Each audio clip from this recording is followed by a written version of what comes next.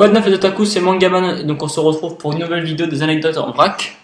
Donc aujourd'hui on se retrouve pour Zoro, Roronoa Zoro, le second de l'équipage des chapeaux de paille, un des personnages principaux de l'aventure One Piece. Donc pour commencer on va aussi faire son portrait chinois. Si l'équipage était une famille, il serait le deuxième aîné, après Sanji. S'il était une fleur, il serait le chardon. S'il serait dans le monde réel, il serait japonais. S'il aurait un animal, ça serait un tigre. S'il y aurait une couleur, ça serait le vert. S'il aurait un métier, il serait policier. Son groupe sanguin est de type AB, comme Franky. Il est spécialisé dans le fluide offensif.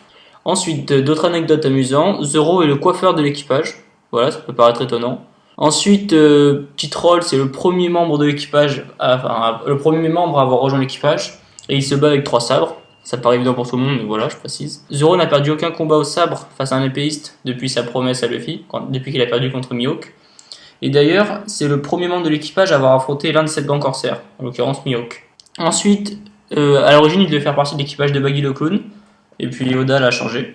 Parce que, heureusement d'ailleurs, si on n'avait pas eu Zoro dans l'équipage, s'il avait été dans l'équipage de Baggy, ça aurait été un scandale. Zoro n'aime pas le chocolat, car il trouve cet aliment trop doux et sucré.